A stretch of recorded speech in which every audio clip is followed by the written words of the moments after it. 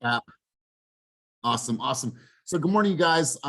Thank you for being here once again. I have a ton of things on my mind for this morning, but I'm going to turn it over to somebody that I don't think has ever done this and ever brought this out on the field. But I want to give a huge, huge shout out to Nkosi.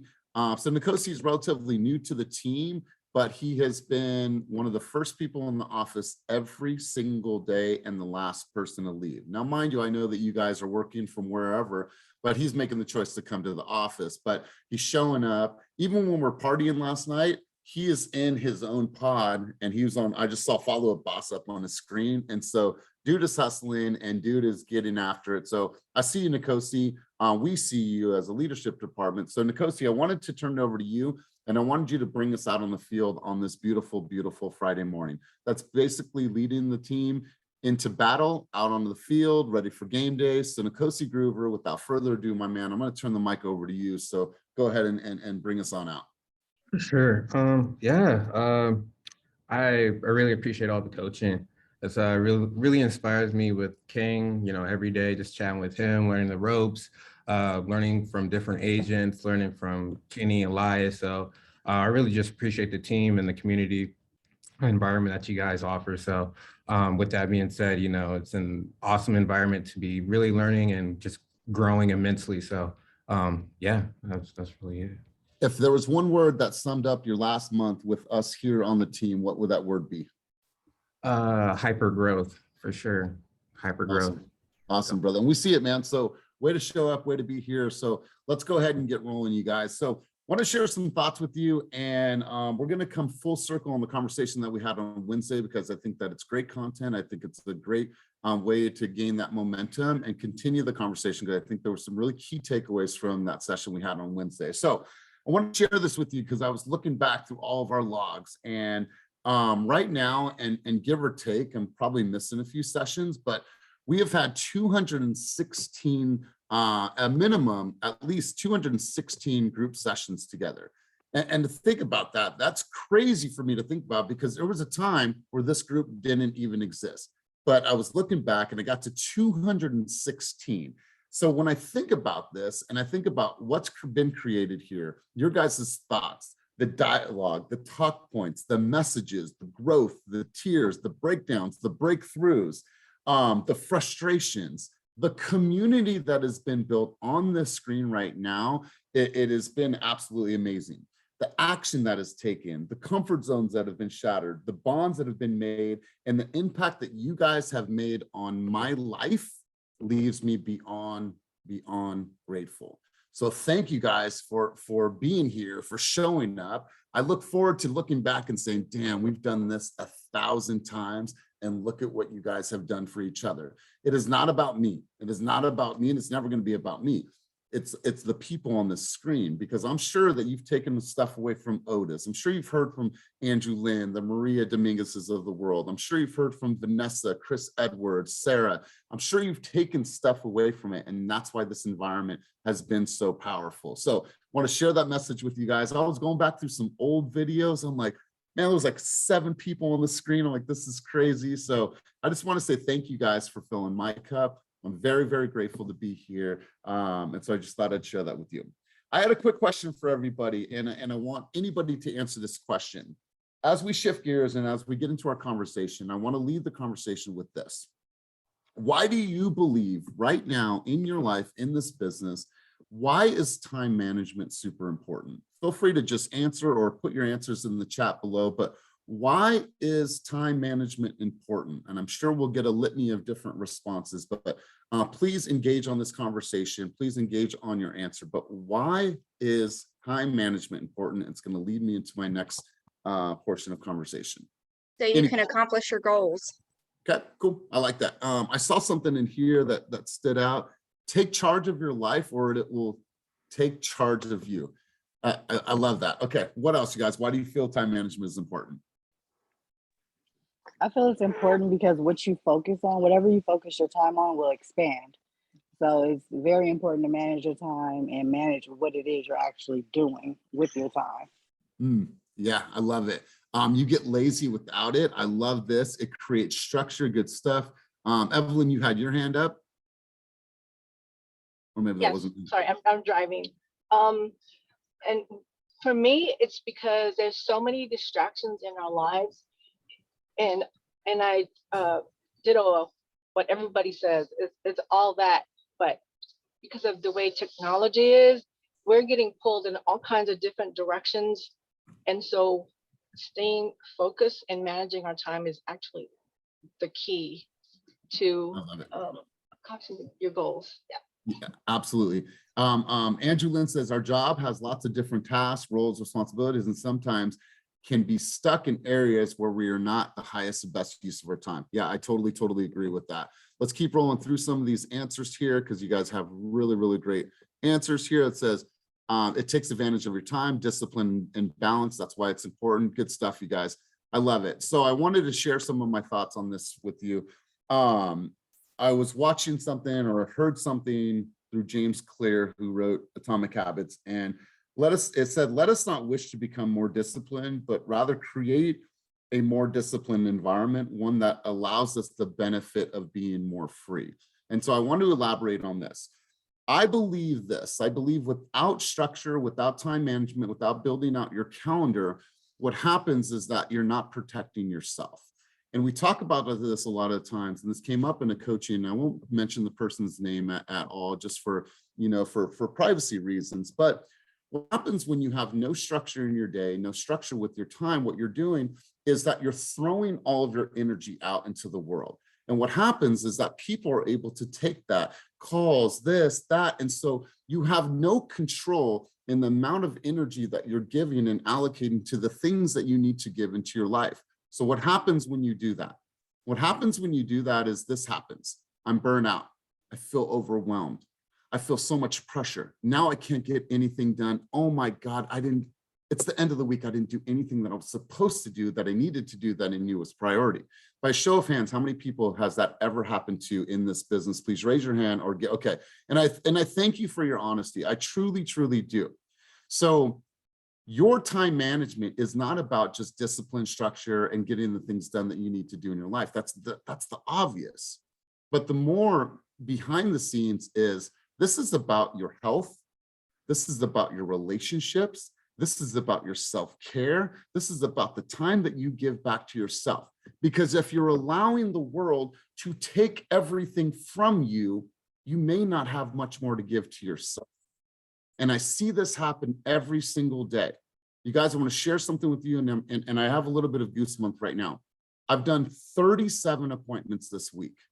Right now is Friday morning. I feel calm. I feel relaxed. I don't feel stressed. I have a big day today, you guys. She's not here, but I'm going to pick up a wedding ring, right? Like crazy shit, or engagement ring.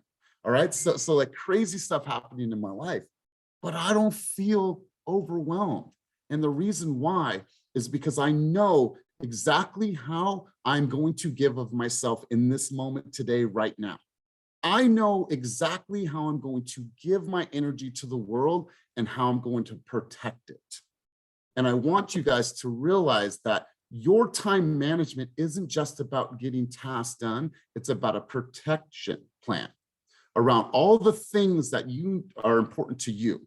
So when looking at time management, don't just look at it as like, oh my God, I have to do this. I have to like really put these things on my schedule because I have to do. No. You get to share with the world the amount of energy that you choose to share with the world, instead of saying, oh my God, here we go. And this person takes this and this person takes that. And I have no structure. Oh my God, fuck. I just need a vacation. I need to get away, you guys. This happens all the time.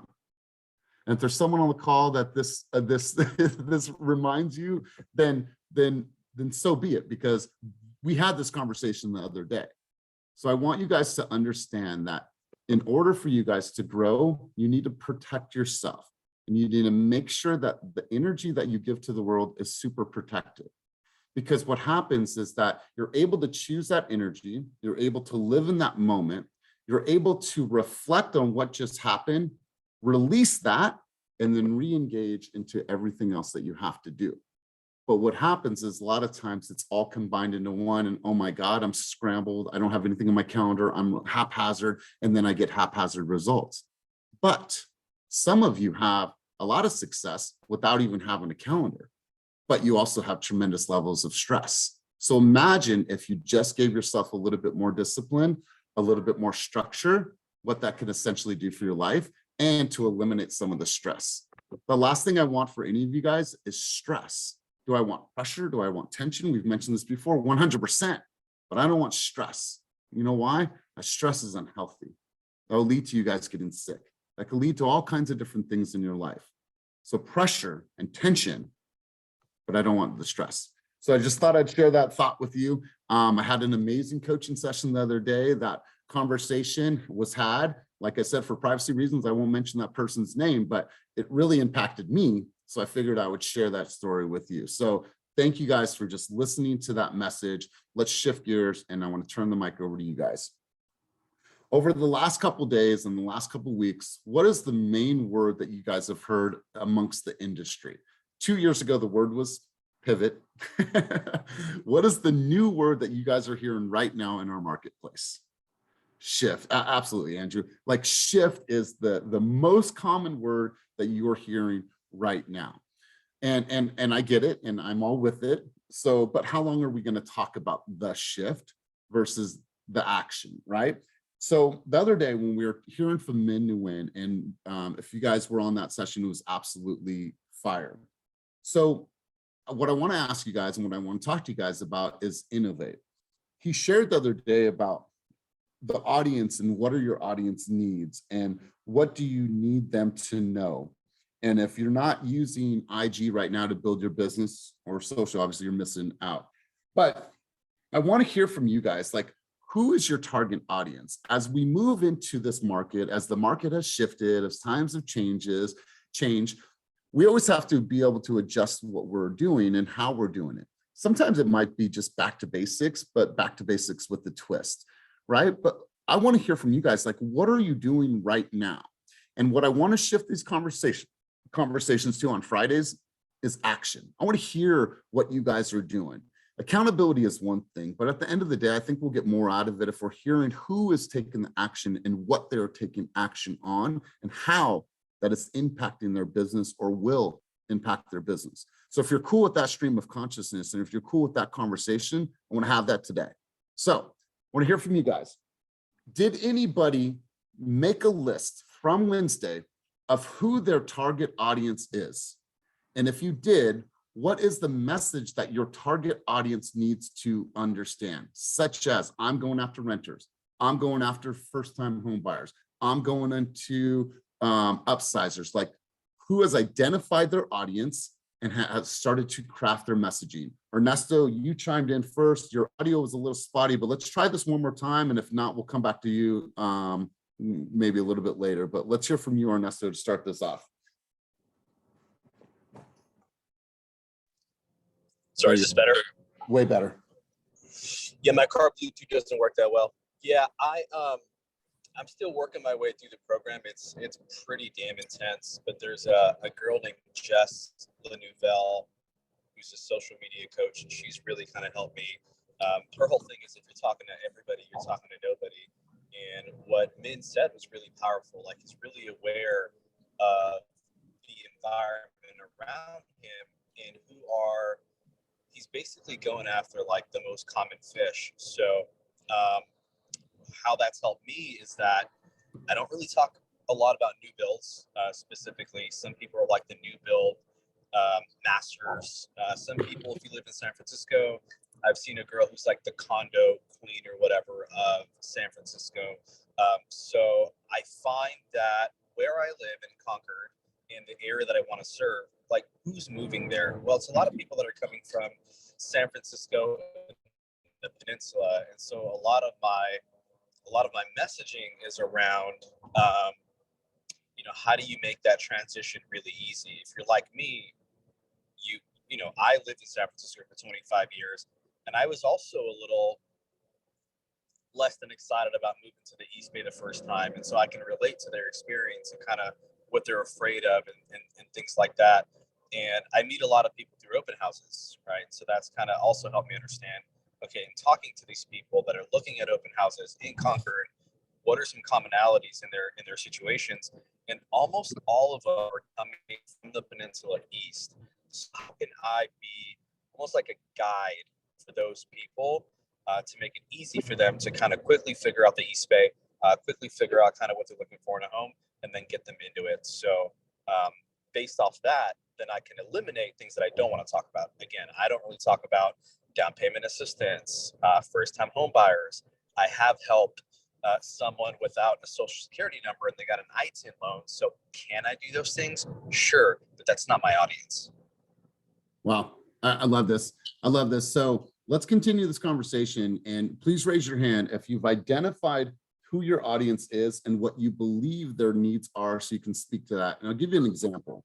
How many people on this call right now have children that are in school? Please raise your hand or give me a reaction with the button down below. All right, cool. So for the moms, for the dads out there, let's think about this, right? Well, I'm a mom, I'm a father, I have kids. What am I into? I'm into the sports, the schools, like things that are going on in the community. Where are the splash pads? Where's the best places? Like do a series on that.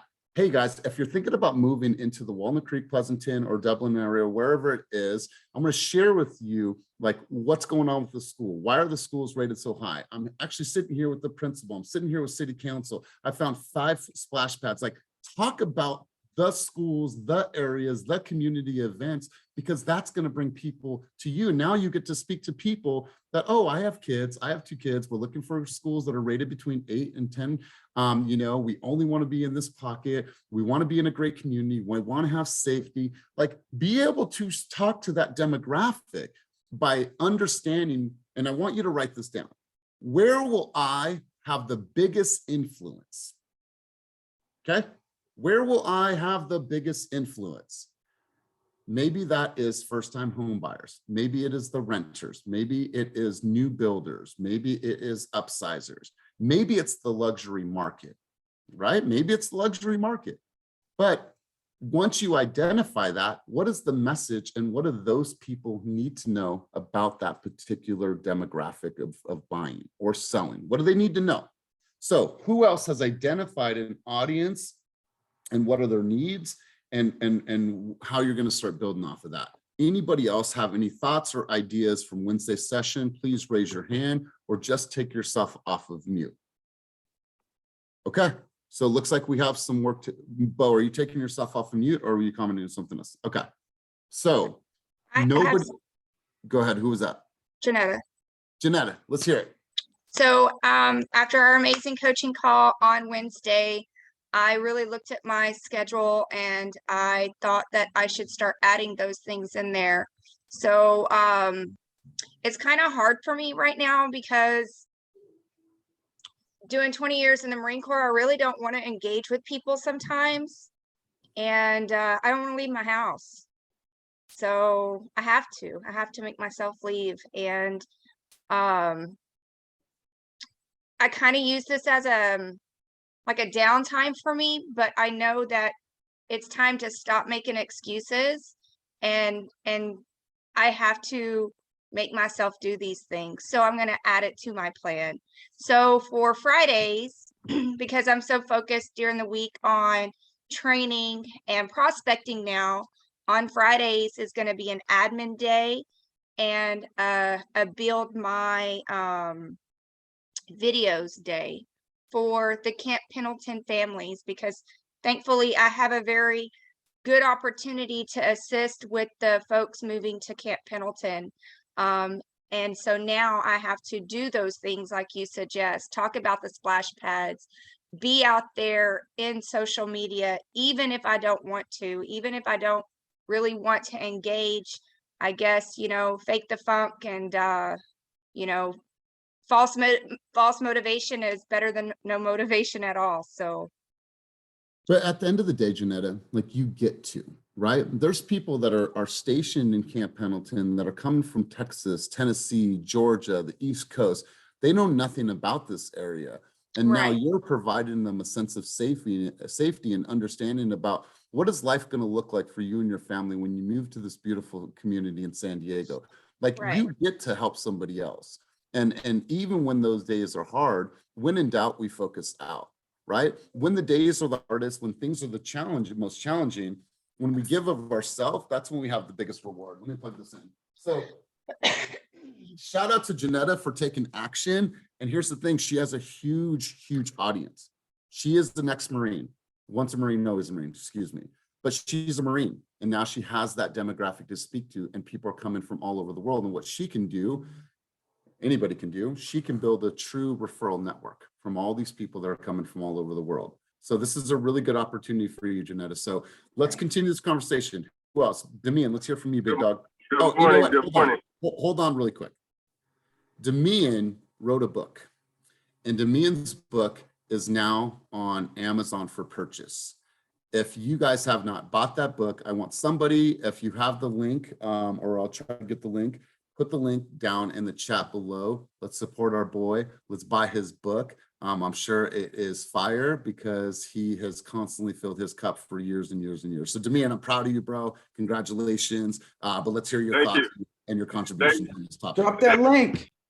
Thank you for the plug. What's really funny though, I posted that off as a reminder. I wrote that book 4 years ago and self-published it 4 years ago, but the purpose of it was exactly what happened with that response. That type of stuff is forever, and it's always new to whoever discovers it. So I appreciate all you guys giving it new energy. That's tight. But from Wednesday's conversation, it really got my wheels turning on what my value is. And honestly, being a native from the East Bay, Richmond, and Oakland, I'm an advocate for all of my clients because the bulk of them are not from here. Like they might have lived here for a little while, but they really don't know the areas. They don't know the neighborhoods. They don't know the history.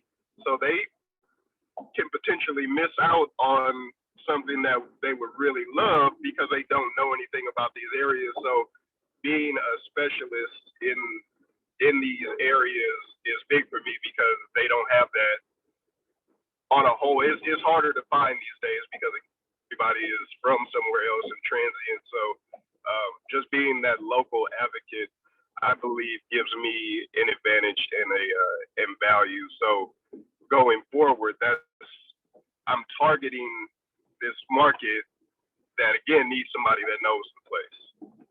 Man, and I love what you just said, like target marketing, right? Any great company has ad campaigns that are targeted for a certain demographic, right? Whether it is clothing, whether it is alcohol, whether it is consumer products, whatever it is, there is a target audience. And I think that's why that conversation was so powerful the other day with Min, is that I see people getting certifications for every single thing under the sun. Well, are you really an expert? Is that really your audience? Finding that and then speaking directly to it, that's how you'll grow in a faster time frame. So has anybody else identified? Anybody else want to share anything? Go ahead, Nita.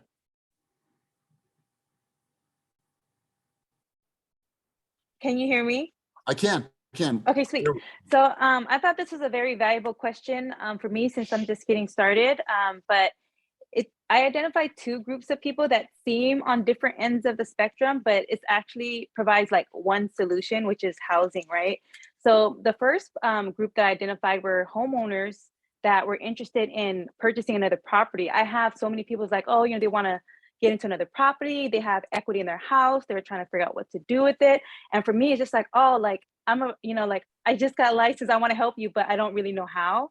So that was like the first group that I definitely wanted to help. The second group is I hear stories about how people are like getting pushed out of their homes. They've been longtime renters. The cost of living is going up. A lot of the landlords don't live in our area, so they just want the highest amount for rent, right? So they're pushing people out of their homes. And so my thing is just like I actually do want to help the people that don't really know how to attain a house or maybe a loan to like get into that. And then I just kind of feel like, well, if there's more homeowners buying second homes in our area, they could possibly provide, you know, housing for the people who are looking. Like, how many renters do we know? I know a ton, you know, and a lot of people in my age group, they already own their homes. And so I just feel like it's a solution for a solution. Yeah, I love this conversation. And we've said this before. There's a girl, I forgot her last name. I'm trying to remember her, but she launched this campaign, and I stole this from her years ago. No renters left behind. You said it last Yeah. Wednesday. And I'm okay to say it again, like the no renter left behind movement. Like, there's so many people out there that are just paying for someone else's life of luxury, right? And they just need a little bit of education. They need some help. They don't really understand. Some people think that it's way further out of their reach than what it actually is, right? And so being able to speak to that demographic, and first off, just educating them and helping them understand what programs are out there, what it's going to take, like, that's a great conversation. And that feels really, really good. Feels really good. So I'm getting some other responses. So good stuff, Nita. Appreciate you chiming in. And once again, welcome to the team. Andrew, you had some contributions, big dog. Let's hear from you down in Southern California. Yeah, I think for me, I've been helping a lot of SOI and friends, and many of them are first-time home buyers. And I've noticed that I really like making sure my clients have the specific information of how to buy a home and what it takes. So I usually am very detailed in giving them the information so that they understand, so that they can make the decision. And then also ends up being a new home build, and many times that'll be the first thing I show them, just because it starts that process and gets them into the door of like, oh, the shiny new object, and then they can figure out what's next and what else is out there. But that's usually an easy introduction, because usually they want to see something that's bright and shiny. So I've noticed that. I figured that's been my like niche of like first-time home buyers, but also for new builds. Man, I absolutely love this. And I think the education part of this is huge. And somebody put financial literacy in the chat. If you were born in, let's say, the late 70s, early 80s, up until like, I don't know, let's just say 86, just to give a number, right? Well, that means that you came up in the 90s. You were probably a teenager in the 90s, obviously.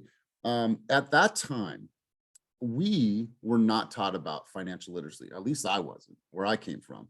My parents never taught me about financial literacy. We weren't talking about entrepreneurship. We didn't have Instagram. We didn't have all the benefits and all of the education that is at our fingertips today. What happens with today's consumers, like millennials, is that they're more educated and they understand finances at a different rate. And so, there's a demographic of people out there that weren't brought up the way that today's kids and people are brought up. There was a time that we didn't have that awareness, right? I wish somebody would have shown me at an early age how to balance and how to, understand my credit in a different way. I didn't know. My friends when I was 22 years old, we were snowboarding, drinking whiskey, and staying up on, that's what we were doing. We weren't talking about what you guys talk about at 22, 23 years. We weren't having those conversations. And so there's a huge pocket of people out there that don't really understand what is possible, and that's where you come into play. And so I absolutely love this conversation. Nias, you had your hand up, and Ernesto will come back to you in a second. I saw a hand up and then go down. Nias, let's hear your contribution on this topic. Yeah, good morning, everybody. Just to kind of piggyback off of what you're saying right there, as far as with financial literacy and everything like that. I'm still kind of in a transition phase of where I'm at, as far as Sacramento and Bay Area or whatever, as far as between offices or whatever. But here in Sacramento, I don't know if everybody had a chance to look at my Instagram story, but I have a why story, a why video on there. And it goes back to a portion where I have two daughters, and they started performing when they were 7 to 9 years old. It turned professionally, and it got crazy. They stopped when they were 12 and 14 years old because they didn't want to do it no more. In the summer of 2014, they performed 33 times during the summertime. And I didn't want to be Joe Jackson and start beating them. So me and my wife, we shut down the studio and the house and everything like that. But during that period, they were 7 to 9 years old. They used to go out and they used to perform a lot. And a lot of kids used to look at them perform and used to either wish that they can do it, thought that they were just all that, or just didn't have the opportunity to do it. And so what I did was I created a nonprofit organization. It was called Performing Arts United. to where I taught music production, vocal songwriting, acting, dance, and video production. I didn't teach it. I hired other instructors to teach it. Okay. But since they stopped doing the performing portion of it, and now they're in college, and so that's the reason why I became a realtor, because I had to make money, right, to be able to help support them. But one of the things that I did was I changed the mission statement from Performing Arts United to teaching music production to where it kind of piggybacks off what you're talking about right now, to where I transitioned it to youth and real estate, to where I do teach financial literacy and mentorship through real estate and just teaching them, you know, the ins and outs of it. And I have a whole different mission statement that goes along with the nonprofit, because it is a 501c3 nonprofit organization. But one of the things though is that I'm excited today because today I'm actually with the pandemic, it serves as an after school program, but with the pandemic and everything that's been taking place, things starting to lighten up a little bit. And so next year I'm gearing up for next year's when school starts back up. My goal is to be able to teach kids financial literacy for that point. But there was a point in time to where with African Americans, you know, through slavery and everything like that, the youth had to go back and they had to educate their parents. They had to teach them how to be able to read and write and everything like that. And so what I'm doing is I want to be able to target the youth to be able to teach them the importance of financial literacy, but also the importance of home ownership through equity. And what that's going to do is hopefully, you know, inspire them to go back and tell their parents, and, you know, just to create that whole economic impact project that I have. And so it's kind of like working with youth, first-time home buyers and everything like that. But my target audience with that, though, is when I'm going out and I'm doing fundraisers and I'm still doing stuff like that, I'm talking to, you know, like I guess my niche would be in the nonprofit world, of targeting nonprofit world. And so when you're dealing with that, I'm talking about you're dealing with all kind of, you know, executive directors, and I mean, because I've been doing that for the last 12 years. And so I think that's where more of my niche is. Good stuff, man. Good stuff. Congrats, man. I love this. Bo, I'm going to go over to you, my man. So Bo, you just got back on vacation. Yeah, I did. Right. So I'm sure that's what I love about a vacation. We're supposed to vacate and just, you know, spend some time reflecting and thinking. So what's on your mind right now? And now that you're back, full head of steam, like, how are you going to take action knowing what's going on in our market? Because it seems like you left while like the market changed, right? And now you're back, right? So now that you're back, what are some things that you're committed to taking massive action on? Well, you're right. I mean, when I was there, I was still checking MLS every day, and I was watching the little, get a little chart in the morning that shows, you know, back on how many are back on market, you know, price reduction, so on and so forth. And I kept seeing the price reduction part of the pie just go almost to half through the Sacramento MLS, which was crazy. So I kind of knew what I was coming back into. It definitely switched the dialogue that I was having with people, and it kind of switched into that, you know, what the hell's happening? What's gonna, you know, a lot of people talking about the fear of everything falling out. So definitely practicing that just in the mirror, and, you know, of course, with day-to-day conversations. But then I was able to hit the Wednesday coaching meeting with, I forget his name, I came on just a few minutes late, but definitely started thinking about who is my niche, who's my audience, just from my sphere of influence, looking at it. It's, you know, I'm almost 30. Most of my friends are in the part of their life where they're buying their first house. I don't have a lot that are in the upsizer. So I'm like, okay, that's my immediate, easy targeting people. But then I started thinking, you know, what have I learned through this, through taking this trip and kind of experiencing a little bit more of the world and gaining some perspective. And I remember writing in my journal while I was there about, you know, what is important to me and things like that. And I'm starting to notice more dialogue with people who are finding the same things that are important: financial freedom, ability to move throughout the world, you know, and pass things along to their kids that are more than just financial, but more experience and things like that.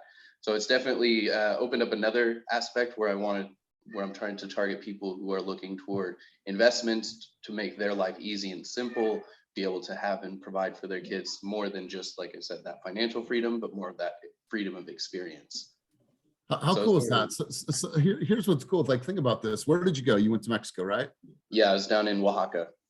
Yeah. So, you know, like taking you know, some average price points for a home in Oaxaca and be like, hey guys, if you're thinking about buying a second home or perhaps a vacation home, so you can build on memories, share with your kids, and have a place that you guys can always go every single year, every other year. Here's what you could potentially do with the home that you have in Danville. Take a fraction of that money and purchase a home in Oaxaca. Here's what you could potentially get in Mexico, and like showcasing that. I think like when we go on vacations, it's a cool opportunity to like see like what is real estate like in this area? What can somebody get from California that has $250,000 in positive equity? Like that's actually a pretty cool story, because Yeah. now you're helping them build on that legacy of memories for their family, and they can Airbnb it if it's, you know, allowed in those countries or areas. Yeah, That's they're actually starting some projects. There's 30 lots that they're putting up for sale right there in Puerto Escondido where I was at. So the only thing is, I saw a big opportunity for kind of a liaison service down there, because you can't just buy property without being a citizen down there. So you would have to partner with either a company or with a business partner that has citizenship. So being able to create, that's kind of like the 1 year plan of like creating a liaison service for people to invest in that area and make it simple, streamlined, and easy for them. Yeah, and here's another play. You have the rev share component, and EXP is now in Mexico. Like how great that you form this relationship with people down there. And it's just like now you collaborate on IG, and then like anything that you say, you tag them, it goes on their wall and vice versa, man. That's a huge play. That's action, man. So I love that. Looking forward to supporting you in the way that I can. Melinda, let's go over to you. You had your hand up. Hey, happy Good Friday. morning. How are you? I'm good, thank you. Today's You're not in the office this morning. No, I'm not. I'm off. Okay. Today is like a perfect topic. Yesterday was a stressful day with the work. I completely stressed out. I thought I was gonna have a heart attack. So Okay, you're right. You all gotta right. take time off and take, for yourself. So my immediate target right now, honestly, like you said, was born in the 70s. Parents didn't teach me anything. I'm going on my second home. I have a new build being constructed right now. So I think for me, I have a big family. It's my family. I want to target my family. I want to get them in a home so they have something for their children. So I think for right now, that's my target, is my family, to get them in homes, make their dreams come true, because it's possible. Beautiful. Melinda, do you speak Spanish? A little bit, not too much. My dad's from Mexico too, but growing up, my Okay. mom really didn't talk to me in Spanish, but Okay. I can get by. Okay. And I love this. And like, those people, there's not many homeowners from like my early friends group, but obviously times have changed. But what I'm not seeing too much of, and the reason why I'm inspired by this, is that this morning, Amanda Lau, who is a top producer, she shared a video with me that created in, what is this, in Cantonese. And it is explaining the benefits of eXp Realty, 10 secrets for agents joining Team Fast. Now, obviously we're talking about consumers, but let's talk about agent attraction too. Like if you speak a different language, I want to see more content in native languages. I think that that's something that's not done that much. And she created a cool video. There's 4 people in a room in Jack London Square, and she's targeting her audience that is the Chinese community. And I don't really see that being done. So Melinda, I like what you're doing, targeted approach, some stuff. Let's go to Donna Chan, and then we'll come over to you, Otis. Donna, what do you have to? Yes, thank you. Oh my gosh. I was actually just looking at that video. I had a conversation about agent attraction. You guys need to find a niche, and my niche was I noticed that there are a lot of top producing Asian agents out there with companies. And I said, that's something that I want to attract. We started that, and I was battling COVID during that time, and I was supposed to be in that video as well too. But I saw that it's a great way to start with a niche that you're looking for. It could be the Spanish speaking agents and Black African American agents, but it's about the organizations that we're a part of. These are, EXP is really something where we're global. We have so many opportunities, and that's a huge portion where people are not attracting. Granted, our main goal is to sell real estate, But with, and same with everyone here on this call, is I'm sure that EXP attracted us one way or another, and we have all those opportunities like the rev share. I think that's a huge window that has not been tapped into because we're just so busy selling real estate, right? And I think Melody can contest to that. As you can see, she's doing phenomenal right now with how she's doing agent attraction. You guys all had joined her meeting when she presented that. When we walked into that room, it gave me goosebumps because we all started together on this team when we were really small. And as we grow, we told Kenny and Elias, this is a movement that we have because we are doing something that's so different than any other company. And you guys are all, we're all so proud to be here and collaborate amongst one another. You know, we've been in the industry many years and we still don't see that in other companies. And it's something that when you're starting a movement or anything like that, it starts somewhere. It's like lighting a fire, right? We don't want to see a fire go off, right? But it's like in our industry, that's what we are right now. We are coming across hard. We're going to LA right now. I'm so proud of, like, one of these days I'm going to come down and visit you, probably next month. And then Vegas is our next. And once it starts moving, who knows, Florida's next. We'll keep going all the way down. So, but I think I lost Elias here, but like I was saying, these are the things where we started. I don't know how the video, you know, where they're all saying it took us a little bit of a while to, you know, and this goes back to Kenny. I brought the idea to him and I said, hey, what about doing a video in Chinese? Would that be something that is, because, you know, our culture is something that we want to be proud of and move it and bring more people to it because they don't understand what EXP is about, let alone what Team Fast is about. So we did that and I'm so proud of my ally. They are amazing and we're going to start growing that as well too. So find your niche. Our conversation with today was find your niche. And thank you to Kenny. He was saying, don't talk about it, do it, right? And that's the one thing about being on this team is, and I see other agents as well too, it says, don't talk about it, do it.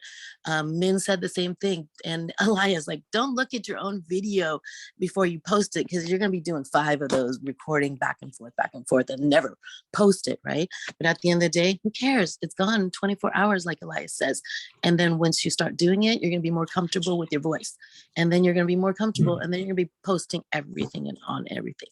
Okay. Totally. Sorry, it took a little longer, but that's what I love it, Donna. I appreciate your contributions.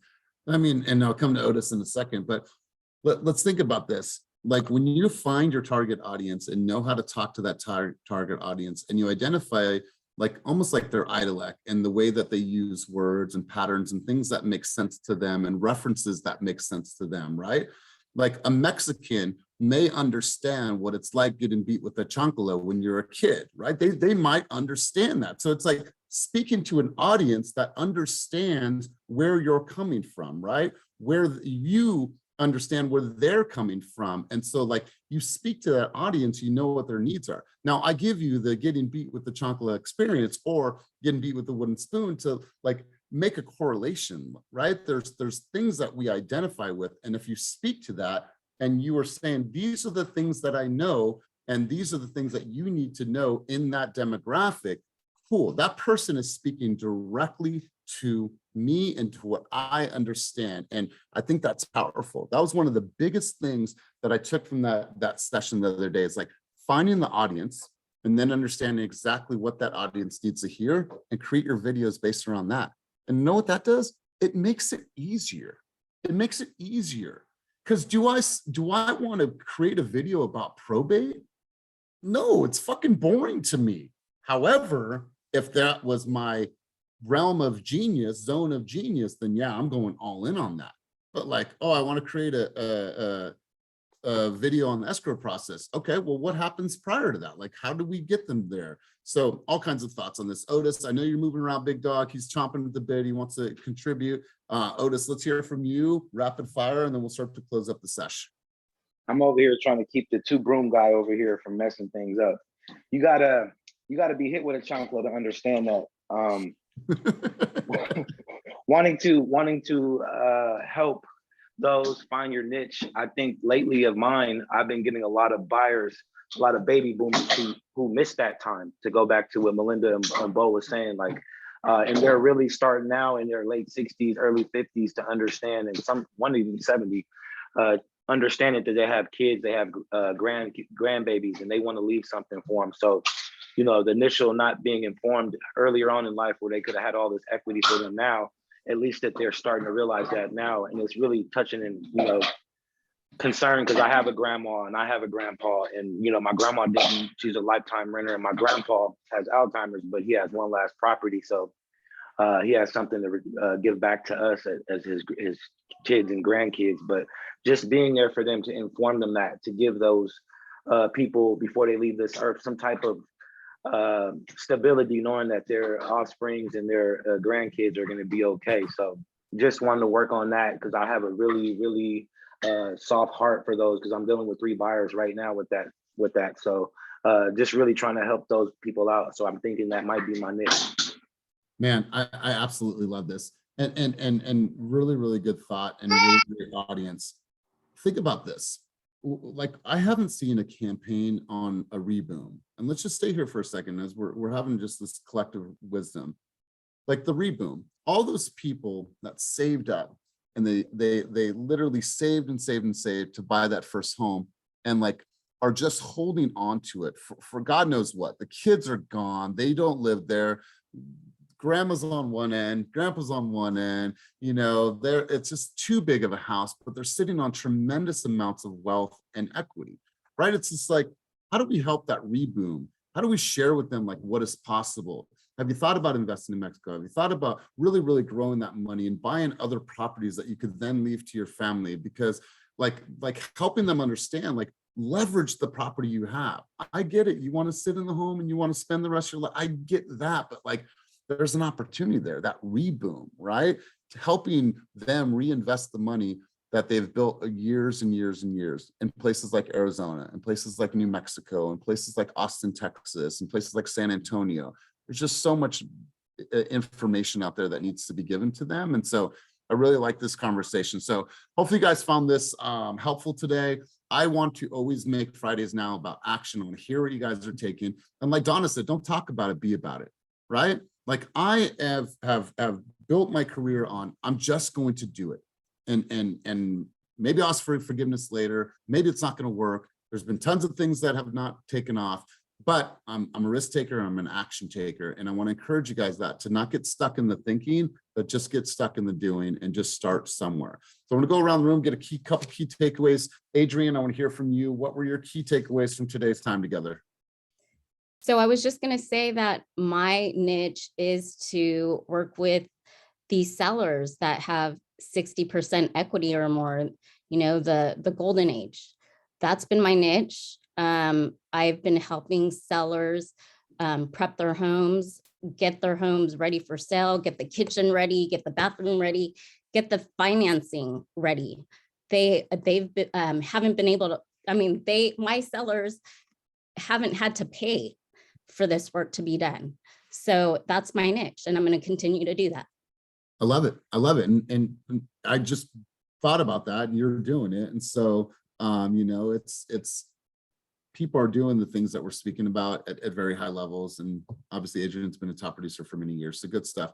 Let's go to K-Fi. Am I saying that right? K-Fi? Am I saying that correctly? So K-Fi, let's hear from you as a guest today. What were some of your takeaways from today's session?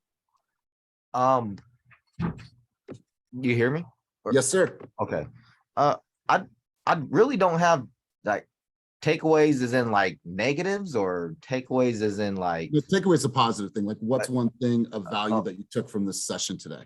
Oh, I'm just a new agent, and I'm like excited, and I'm just excited. Like, I'm excited at all the revolutionary disruptive technology and the IDX concepts, and how it's, you know, things are just, you know, this new paradigm, this, you know, I'm promoting the future, you know, just everywhere that it can possibly all the possible ways that markets could shift, just in a general perspective, I guess, in light love of it, bro. everybody what they're sharing. And I just think that if there's like anything with like identity crisis and midlife crisis or whatever type of thing that people are, it's like nothing has to be like kind of put into that perspective. Just have fun. I see it, like